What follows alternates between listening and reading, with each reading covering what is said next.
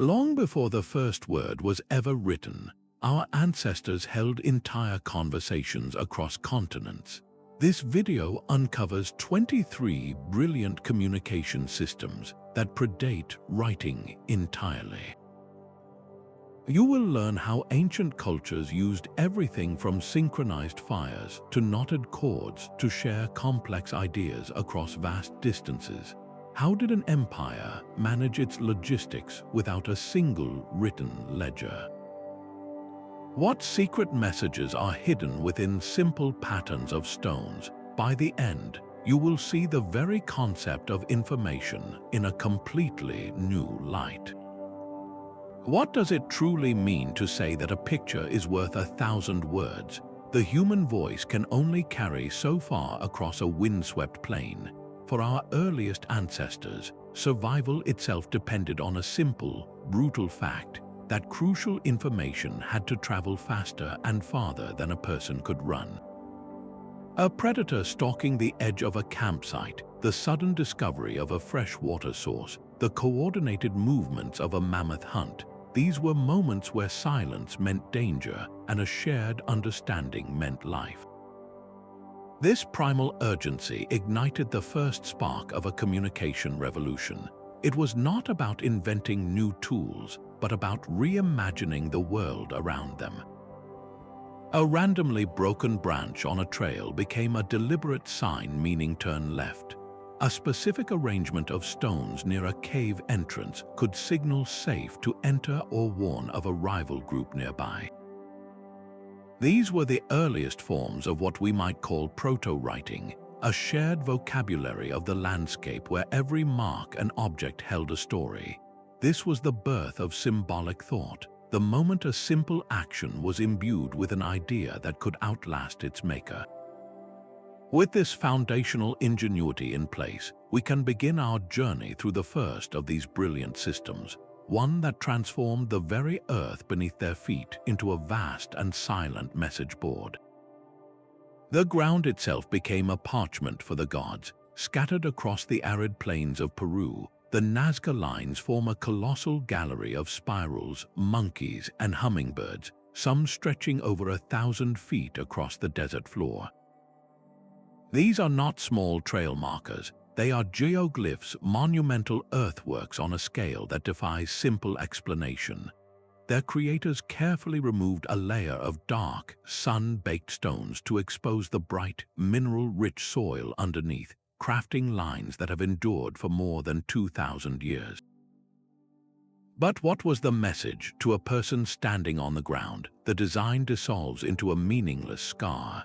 The full picture reveals itself only from a vantage point high above, a perspective seemingly impossible for the people who made them. This has led to theories of astronomical calendars mapping star positions, or sacred pathways for ritual processions meant to call upon divine forces for water in that harsh landscape. Perhaps they were territorial markers declaring to neighboring groups, "This land is under the watchful eye of our spirits." The immense, coordinated labor required to create them tells us one thing for certain. These were not doodles. They were among the most important statements a culture could make, etched directly into the planet with a permanence that writing alone could never achieve. They turned their entire world into a sacred text, a message meant for eternity. Yet in the dense, light-stealing canopy of a jungle, such silent and stationary messages would be useless. The next system had to break through the visual noise, and it did so with a technology of pure sound. Deep within the rainforest, where a visual signal could be swallowed by leaves in an instant, an entirely different language took root, one spoken not with the mouth but with the hands. It was the language of the talking drums. In West Africa, master drummers used instruments carved with a narrow waist and 2 drumheads, allowing them to mimic the exact rising and falling tones of their native tongues. The drum did not just make noise, it spoke. A rapid, high-pitched sequence might announce the birth of twins. A slow, somber rhythm could carry news of an elders passing across dozens of miles. relayed from one village to the next in a chain of sound that moved faster than any runner. The complexity was breathtaking. These drummers could send out proverbs, historical poetry, and even specific individual names, all encoded in a percussive symphony. To understand the message, you needed more than just good hearing. You needed a deep cultural fluency. The drummers themselves were living libraries, the highly respected guardians of a sonic network that connected entire regions. The echo of these drums was, in its time, the internet, a real-time web of community news and urgent alerts. But while sound conquered the jungle, other ancient engineers sought to conquer the darkness itself, painting stories not with rhythm but with fire. Fire could paint the sky with a language all its own. Across the Great Plains of North America and the watchtowers of the Great Wall of China, the simple campfire evolved into a sophisticated messaging system. Smoke signals transformed a column of rising ash into a precise and urgent code. The technology was elegantly simple. A fire was built with the right kind of damp fuel to produce thick, white smoke. Then, using a large blanket or a hide, a skilled operator would smother the fire in a precise rhythm, lifting and lowering the cover to create a sequence of distinct puffs against the blue canvas of the sky. Each pattern was a prearranged word. 3 quick puffs might mean enemy sighted. 2 long, slow rises could signal the tribe to return to camp. A single, sustained column might announce a successful hunt. This was not a language for complex poetry, but for survival itself, a binary code of danger and safety, of command and alert, visible for miles. Its true power came from the human network that supported it. A single signal was useless without a chain of observers in distant hills or other towers, each one watching the horizon, ready to replicate the message and send it racing across the landscape, farther than any shout could ever hope to travel. They turned the very air into a wire, sending telegrams across the continents long before the first wire was ever strung. But while smoke signals mastered the open sky, another form of communication was being born in the absolute darkness of the earth, where no fire could burn and no drum could echo. In the profound silence of a cave, illuminated only by the flickering light of a fat burning lamp, another world came to life on the stone canvas. The breathtaking galleries of Lascaux in France and Altamira in Spain are far more than ancient art. They are humanity's first recorded epics. A charging bison is not just a picture, it is a lesson in anatomy showing where to aim a spear. A herd of horses moving across the wall maps their seasonal migration patterns. These were not random doodles, but sophisticated narratives, a communal memory bank painted in ochre, charcoal, and manganese. The artists were transmitting everything they knew, passing vital knowledge about prey behavior, survival techniques, and their very understanding of the cosmos directly to the next generation. What is truly fascinating is the emergence of a shared symbolic language. Certain shapes like dots, hand stencils, and zigzag lines appear again and again across different sites and time periods. This suggests that these communities understood a common visual code, where a specific symbol could represent a concept like water, danger, or a specific clan. The location itself was part of the message. By painting in deep, almost inaccessible chambers, reached only by crawling through narrow tunnels, these early communicators were creating sacred spaces. This was likely where initiations were held and ceremonies performed, a place where the images served as a direct line of communication with the spirit world. This visual storytelling was our first library, a silent, enduring testament to a culture's collective mind. But while these paintings captured grand stories, another system was being developed to capture cold, hard facts, meticulously notching the passage of time and tallying possessions onto the very bones of the world. A simple piece of bone, etched with a series of deliberate notches, holds a story far greater than its size suggests. Discoveries like the Ishango bone from Africa reveal one of humanity's oldest and most practical communication systems, the tally stick. These were not random scratches. The careful grouping of marks arranged in distinct columns and sequences points to a sophisticated grasp of numbers. One theory suggests these bones were lunar calendars, tracking the phases of the moon to mark the passage of time and plan for seasonal changes. Another possibility is that they were meticulous records of trade, perhaps counting the number of tools exchanged or animals owed. This was data storage in its most fundamental form, a way to externalize memory and make the abstract concept of quantity into something you could hold in your hand. A tally stick was a personal and portable contract, a ledger that could be verified by all parties involved. It allowed for the planning of agricultural cycles and the management of communal resources, creating a shared, undeniable truth that existed outside of any single person's recollection. This was the birth of the receipt, the calendar, and the legal document, all encoded in a simple piece of scored bone or wood. While these portable records captured the specifics of daily life, another system was emerging that operated on a truly monumental scale, using the landscape itself not as a canvas for symbols, but as a vast astronomical instrument aligned with the heavens themselves. A single flame leaping from a distant hilltop could set an entire empire in motion. This was the terrifying efficiency of the beacon chain, a network of synchronized fires that turned geography into a living, breathing nervous system.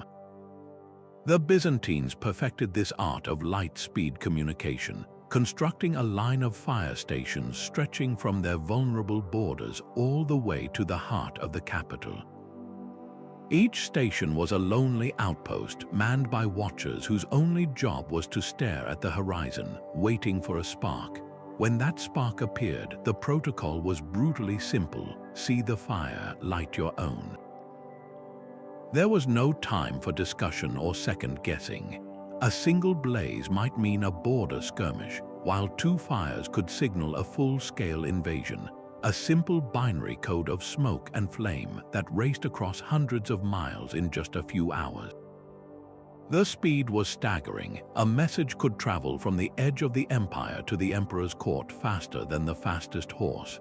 This system demanded absolute discipline and immense resources, a testament to how much a civilization was willing to invest in its own survival. That chain of fire was more than a warning. It was a tangible thread connecting the farthest soldier to the central command, a silent promise that no one was alone on the frontier.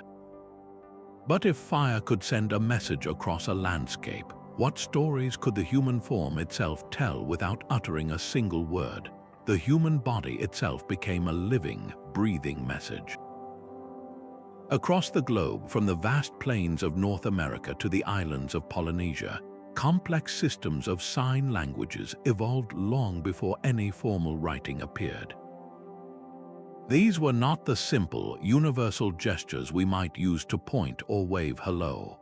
They were sophisticated, grammatically rich languages, capable of conveying everything from a hunter's detailed description of an animal's tracks to the intricate threads of a tribe's mythology. For the Plains Indians of North America, a shared sign language was an absolute necessity. With dozens of different spoken languages among the various nations, how could a Crow scout communicate with a Cheyenne hunter they met on the open grassland? They used their hands. A specific motion across the chest could mean buffalo. A fluttering gesture of the fingers might depict falling snow. This was a lingua franca of gesture, a silent diplomacy that allowed for trade, alliance, and the safe passage of strangers through contested lands. It was a language of observation where signs were often direct visual representations of the world, making it intuitive to learn even without a shared spoken word. This silent vocabulary turned the body into a portable, universal transmitter, capable of sharing complex ideas in the absolute quiet required by the hunt or in the cautious distance of a first meeting. This physical language of the hands evolved into a complete grammar of its own. Far beyond simple commands, these gesture systems could weave entire narratives, pose intricate questions, and even express abstract concepts like honor, danger, or time. A storyteller could recount an entire epic hunt using only their hands, their body crouching to become the predator, their fingers tracing the path of flight, their face conveying the tension of the final, successful strike. Every element was part of the code: the specific shape of the hand, the direction and speed of its movement, and the subtle expressions that gave the signs their emotional weight. This created a communication channel that was utterly silent yet rich with meaning. Its power as a bridge between cultures cannot be overstated. When two groups who spoke completely different verbal languages met, perhaps at a seasonal trading ground, they did not need a spoken translator. They had a shared visual vocabulary.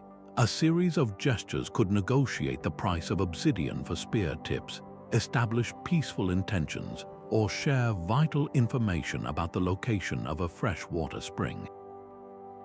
This gestural lingua franca was a tool of survival and diplomacy, proving that language is not bound to the voice alone. It is a fundamental capacity of the human mind to create structure and share meaning, whether through sound, movement, or mark. This innate drive to make thoughts permanent, to fix them in the world outside of our fleeting gestures and spoken words, would eventually lead to one of humanity's most enduring and mysterious inventions. A single knot tied in a specific way on a string of a particular color could record a person's entire lineage. In the hands of the Inca Empire, a simple bundle of cords transformed into the quipu, one of the most sophisticated and misunderstood information technologies ever created. Far from being mere accounting tools for counting potatoes or llamas, these intricate textiles were the empire's living memory, a tactile database that historians now believe could encode everything from tax records and census data to epic poems and legal decrees. The system was a masterpiece of logical design. Each quipu consisted of a main horizontal cord from which dozens of pendant cords dangled. The record keepers, known as quipukamayaks, used a complex language of variables: the type of knot, its precise position on the cord, the spin and ply of the string itself, and most importantly, the color of the yarn. A red cord might signify matters of war, while a green one could relate to agriculture. The knots themselves employed a decimal system, with different knot forms representing units, tens, and hundreds. But the real genius was in the combination, a syntax of fiber and twist that could convey narrative information in a way we are only beginning to decipher.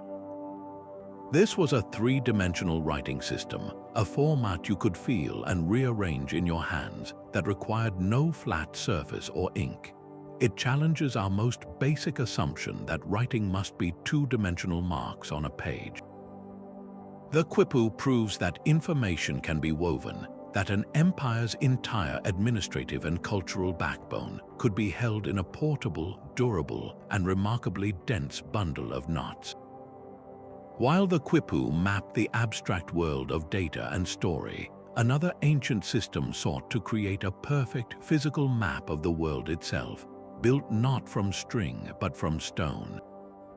A sailor in the open Pacific does not see a blank expanse of water, but a textured landscape of moving ridges and valleys. For the Marshallese people, navigating this fluid world required a map unlike any other, a map made not of paper but of palm ribs and cowrie shells. These were the stick charts, deceptively simple frameworks that visualized the invisible forces of the ocean.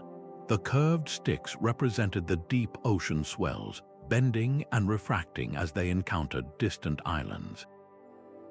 The small shells marked the atolls themselves, but the true genius was in how they mapped the interference patterns. the complex rebounding waves and calm lagoons created when these powerful swells collided with land.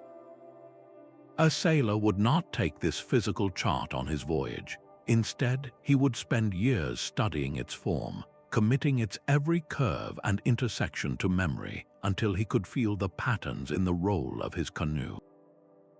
He learned to read the ocean's language by the way it lifted his vessel, distinguishing the long, deep pulse of a primary swell from the sharper, cross-cutting rhythm of a wave bouncing back from an unseen island just beyond the horizon. This was a science passed down through generations, a living library of hydrodynamics built from sticks and shells. It allowed for intentional journeys across thousands of miles of open ocean, a feat Europeans with their written maps and compasses would not achieve for centuries. They had translated the sea's constant whisper into a tangible, memorized guide. This mastery of reading the natural world finds a powerful echo far from the water, in the silent, deliberate arrangement of stones upon the land.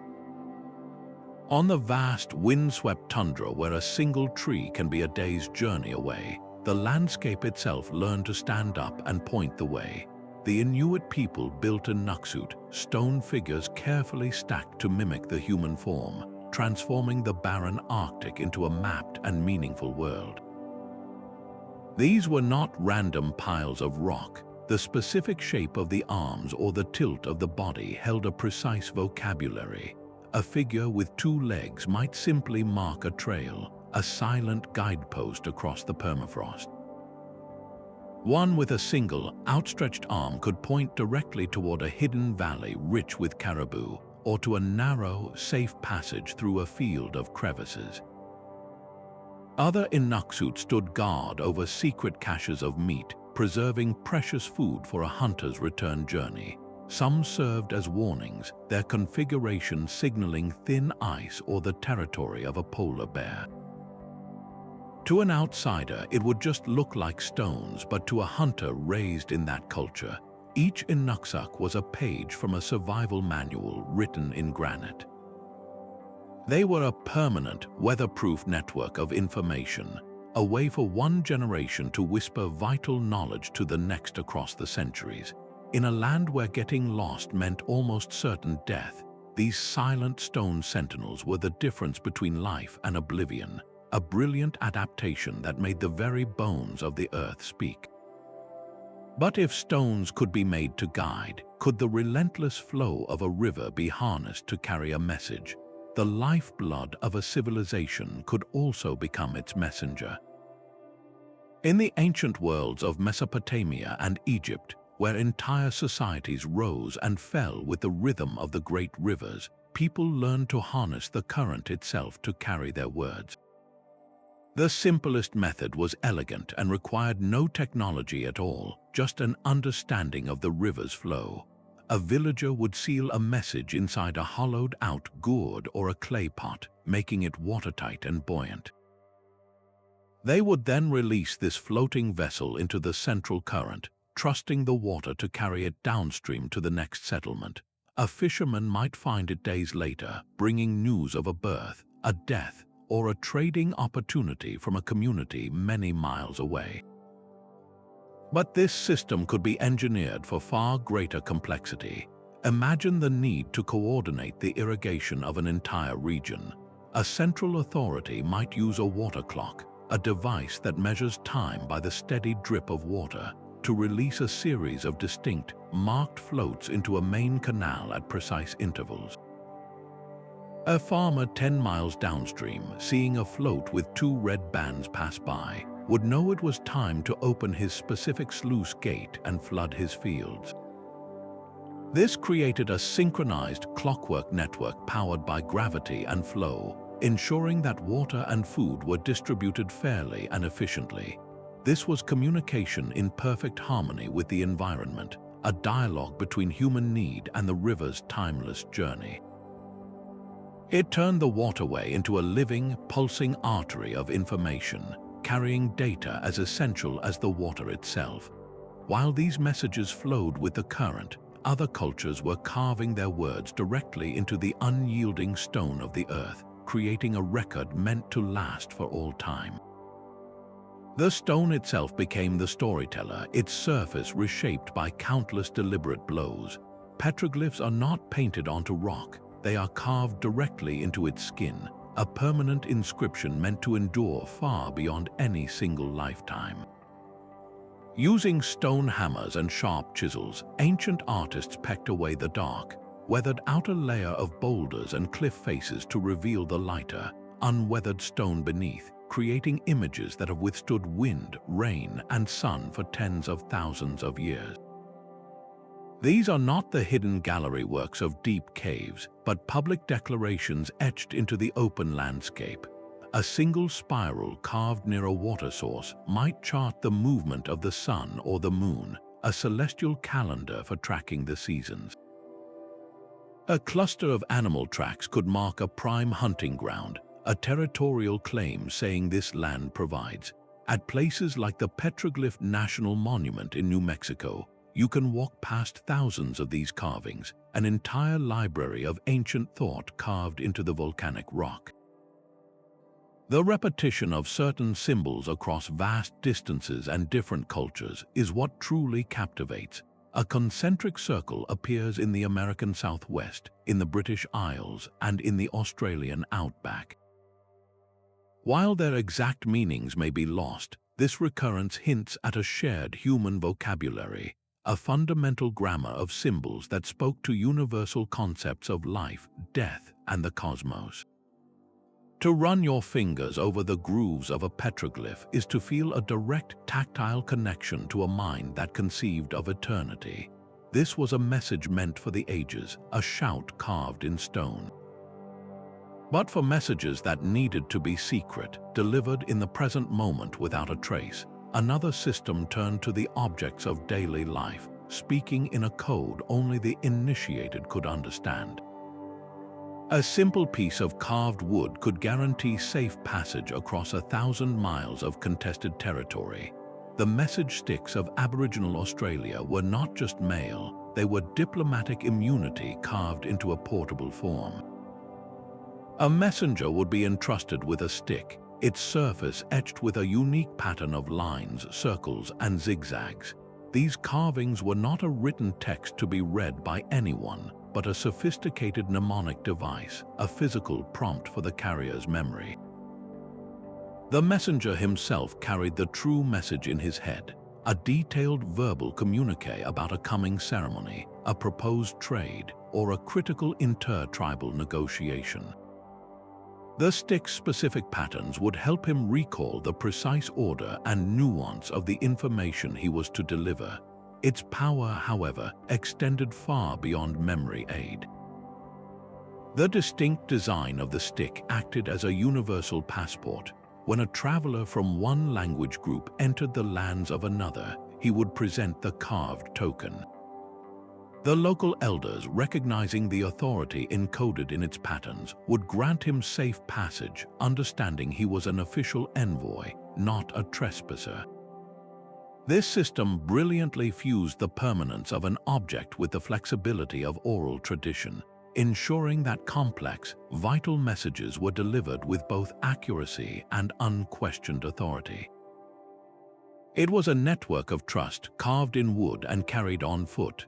This elegant fusion of physical object and social order finds a powerful parallel in a system that did not just carry messages, but structured the very rhythm of an entire civilization. Your skin could tell your life story without you ever speaking a word. In societies across the globe, long before written records, tattoos and body paint served as a living, breathing resume. A specific pattern of lines on a face might announce a warrior's first successful hunt. Intricate dots spiraling down an arm could map out a person's lineage, connecting them to a specific ancestor or a sacred animal totem.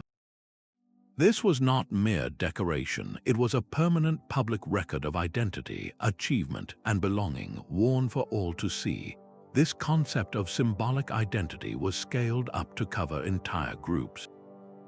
On the battlefields of medieval Europe, heraldry transformed a knight clad head to toe in anonymous steel into a known individual. His coat of arms, a unique combination of colors, animals, and geometric shapes painted on his shield and embroidered on his surcoat, was his personal logo. At a single glance, allies could identify him in the chaos of combat, and his reputation, built on past deeds symbolized in that design, would precede him. This visual language extended far beyond the battlefield. A specific emblem woven into a cloak denoted clan affiliation, while a particular symbol carved above a workshop door identified the trade guild of the artisans inside. In a world where few could read, these symbols created an immediate, universal understanding of who you were and where you stood in the social order. They were a precursor to every national flag and corporate brand we recognize today, abstracting complex identities into a set of simple, powerful visuals. This human drive to mark identity onto our very bodies and belongings finds its grandest expression when we lift our gaze from the earth entirely to the infinite canvas of the night sky. The sky was not a mystery to be solved, but a story to be read. For the Maya, the builders of Stonehenge, and countless other ancient cultures, the cosmos was a grand, predictable clock, and their most brilliant communication system was the astronomical calendar. They did not simply observe the stars, they engineered the landscape to converse with them.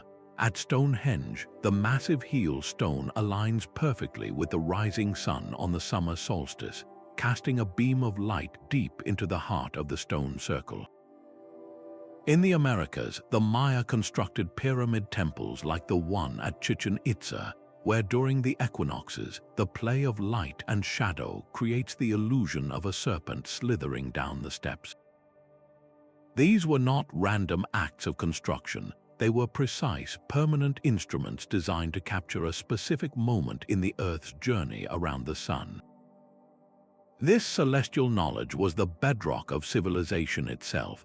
By marking the solstices and equinoxes, these astronomer priests could tell their people exactly when to plant seeds, when to expect the rains, and when to harvest the crops, turning the uncertainty of subsistence farming into a managed, predictable science.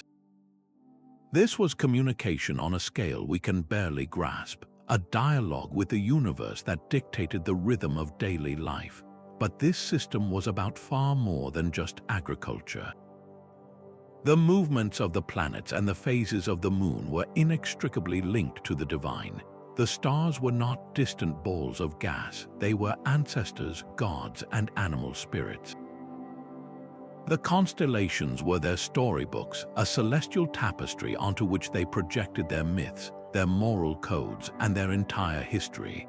The tale of Orion the Hunter, or the Pleiades sisters, was not just entertainment. It was a way of embedding the culture's most important lessons into the very fabric of the night sky, ensuring they would be told and retold for countless generations. This was a living library written in light, a shared narrative that connected every member of the community to the cosmos and to each other. From this grand communication with the heavens, we see the same ingenuity applied to the most intimate of human spaces, the home. A story could build a city without a single stone. The most resilient communication network ever created relied on nothing more than the human voice, passed from one generation to the next in the grand tradition of oral epic poetry. In cultures across the globe, from the griots of West Africa to the bards of ancient Greece, specialized storytellers held the entire cultural memory of their people in their minds. They were not simply reciting, they were performing vast, intricate tapestries of history, lore, and mythology, like the Epic of Gilgamesh or Homer's Iliad. The sheer volume of information they memorized is staggering, equivalent to entire novels committed perfectly to memory. How did they manage such a feat? They used the natural tools of rhythm, rhyme, and melody. The steady meter of a poem acted as a mental scaffold, each beat a hook for the next line. Rhyming words created sonic links that made sequences easier to recall. Set to a simple melody, the words transformed into a song, and a song is always easier to remember than a page of plain text. This was a sophisticated mnemonic technology disguised as entertainment. The performance itself was a community ritual, a night where the entire tribe or village would gather to hear their history told anew. In that shared space, listening to the deeds of their ancestors, they were not just being told who they were actively remembering it together. The storyteller was a living library, the vital, breathing link that prevented a culture from vanishing into silence. This was knowledge kept alive not in ink, but in breath and song, a testament to the enduring power of a well-told tale. While these stories lived in the breath, another system sought to make its mark in a far more permanent and visible way, etching identity directly onto the skin. The human skin became a living document, its surface etched with the indelible ink of identity and memory. Long before passports or written genealogies, cultures from the islands of Polynesia to the tribes of the Amazon used scarification and tattooing as a profound and public language.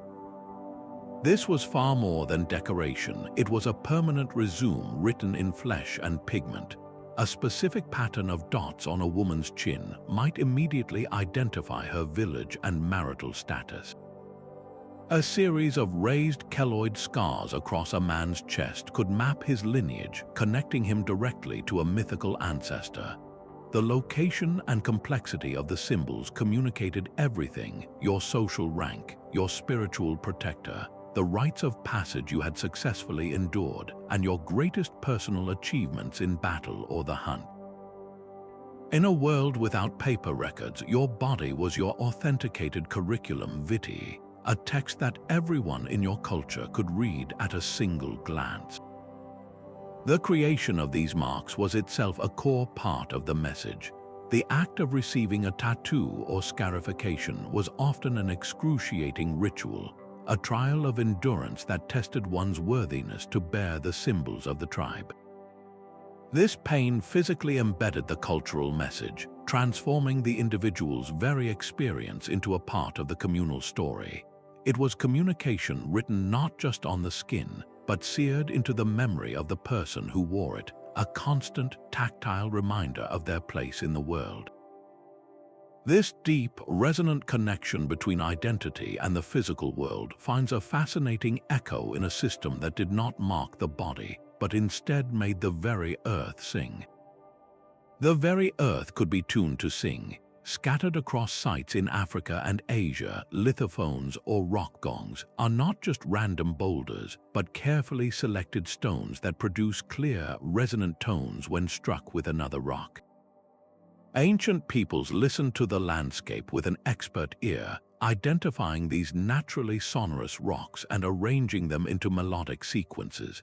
This was not random noise, but intentional music carved from the bones of the planet. A specific outcropping of dolerite in the Sahara, for instance, might produce a deep, gong-like boom that carried for miles, while a set of smaller, finely tuned basalt rocks in India could create a 5-note scale. The applications of this stone symphony were as varied as the cultures that created it. In rituals, the vibrations were believed to connect the physical world with the spiritual realm, the sound waves themselves carrying prayers upward. For more practical purposes, a specific sequence of strikes could function as a community signal, calling people to gather for a meeting or warning of an approaching storm, much like the church bells of medieval Europe. This system reveals a profound, intuitive understanding of acoustics, a mastery over the hidden music locked within stone. It was communication through pure vibration, a social and spiritual technology that turned the landscape into a vast communal instrument.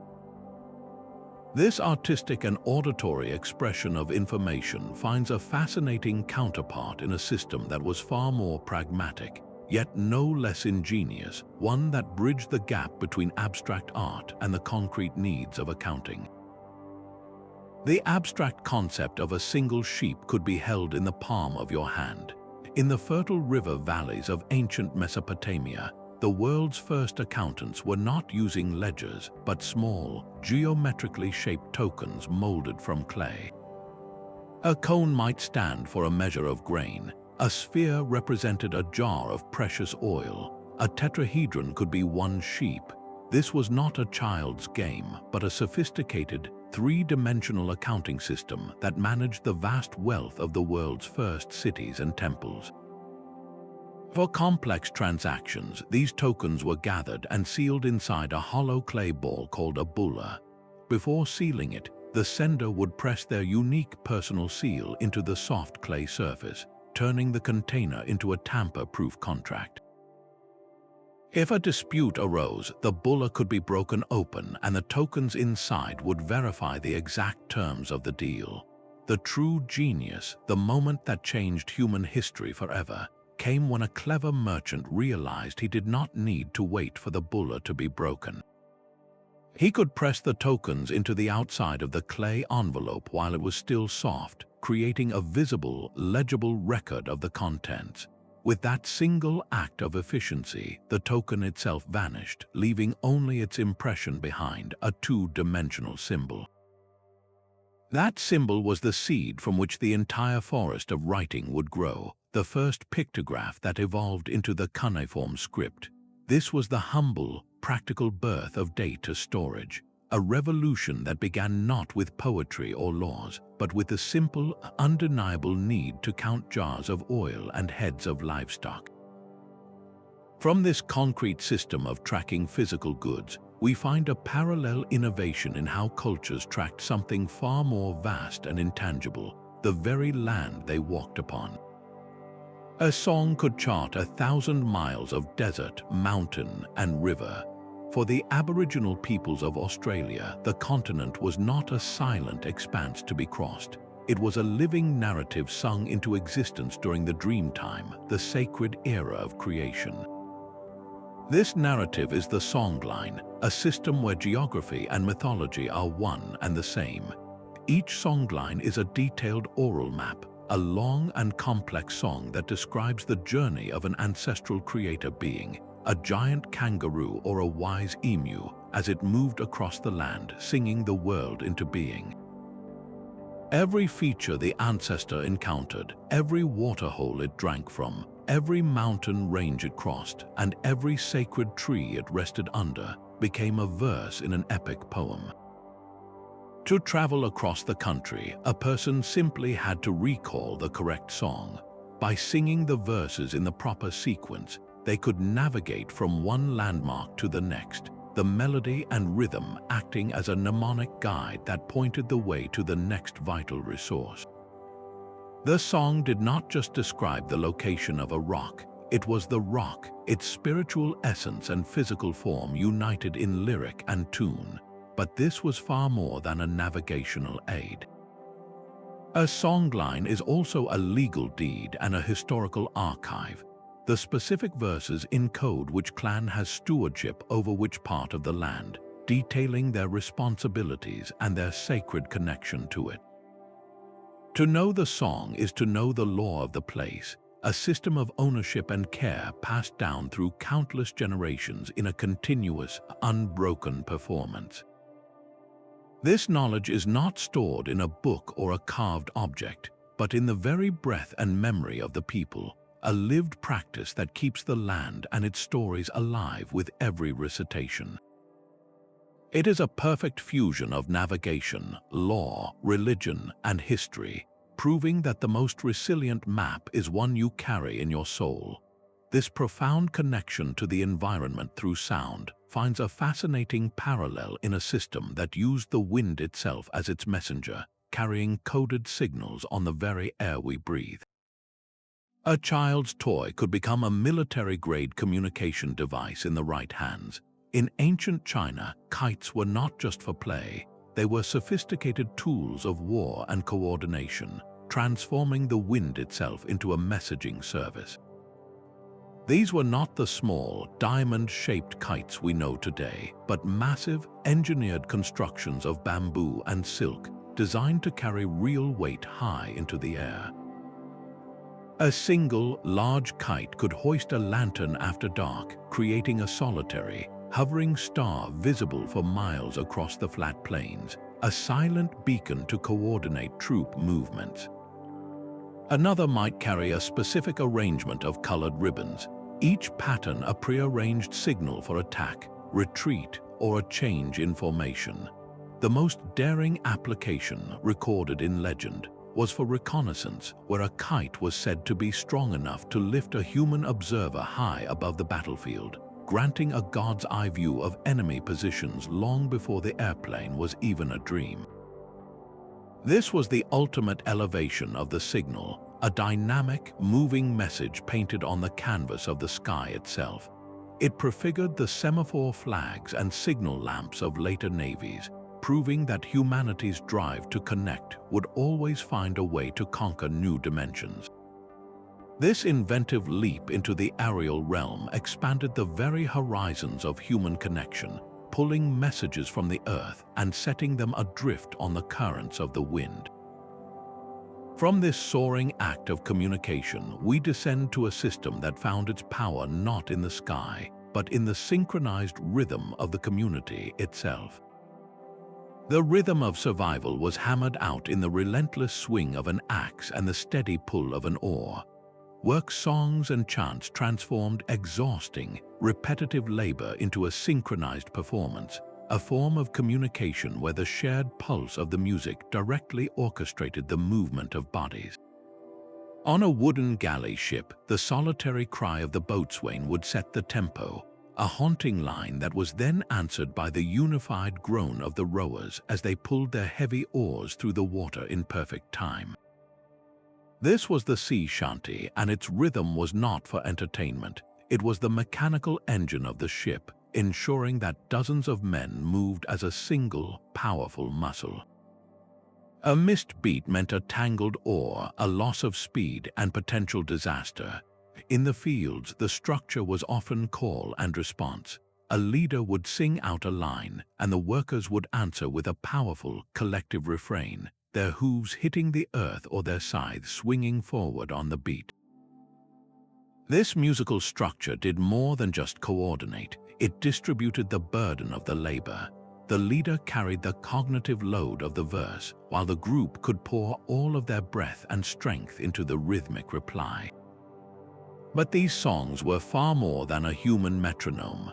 They were a covert network for social expression. The lyrics of a chain gang song might superficially talk about a mythical hero, but everyone swinging a hammer understood the hidden meaning, a coded protest against the overseer or a lament for lost freedom. They passed down folklore, offered romantic advice, and turned a back-breaking day into a shared cultural experience, weaving the very identity of the community into the fabric of the work itself. This was communication in its most embodied form, a language where the message was not just heard in the ears, but felt in the straining of muscles and seen in the unified motion of the group. It proves that long before the first memo was written, the most vital information was often conveyed not through words alone, but through the beat of a drum and the synchronized breath of a community at work. These 23 systems are not a catalogue of primitive curiosities, but a testament to a universal human genius. Each one, from the talking drums to the woven quipu, represents a perfect adaptation, a bespoke technology forged in the crucible of its own environment and cultural needs. The Inuit Inuksuit is as sophisticated in the context of the Arctic as the maritime stick chart is for navigating the Pacific. They prove that intelligence is not measured by the complexity of the tool, but by the elegance of the solution. Writing did not spring from a vacuum. It was the grand evolution of principles these ancient systems had already mastered. It was the ultimate refinement of the symbolism found in cave paintings, the record-keeping of the tally stick, and the narrative structure of epic poetry. The core human drive has never changed. We are a species compelled to record our experiences, to warn our neighbors of danger, to teach our children the ways of the world. and to reach out across the void to feel a little less alone. These pre-literate networks are the bedrock of that impulse. They remind us that our story did not begin with the first scratched clay tablet, but with the first handprint on a cave wall, the first deliberate puff of smoke on the horizon, the first story sung under a blanket of stars. They are the foundation upon which every book, every email, and every broadcast was eventually built, the silent, enduring proof that the need to connect is our oldest and most powerful technology. Our journey through 23 ancient systems reveals a hidden history of human genius, a testament to our ancestors' profound innovation long before the first written symbol was ever pressed into clay. From the resonant language of talking drums to the celestial maps of star lore, each method was a bespoke solution, a perfect adaptation to the environment and the universal, aching need for connection. These systems do more than just fill a historical gap. They fundamentally challenge our modern assumptions. They prove that communication does not rely on complex circuitry or vast data centers, but on something far more foundational: shared meaning and the creative spark of the human mind. A puff of smoke, a knot on a string, a song carried on the wind, each was a vessel for complex ideas because a community agreed on what it represented. This forces us to expand our very definition of writing and information storage, to see that an empire can be run with knotted cords and a continent can be mapped in melody. As we navigate our own dizzying digital age with its endless streams of data and instant global links, the lesson from our distant past is more vital than ever. The most resilient and powerful networks are not built on the fastest processors, but on the deepest wells of human understanding, on trust, shared context, and the timeless urge to reach out and say, "I am here."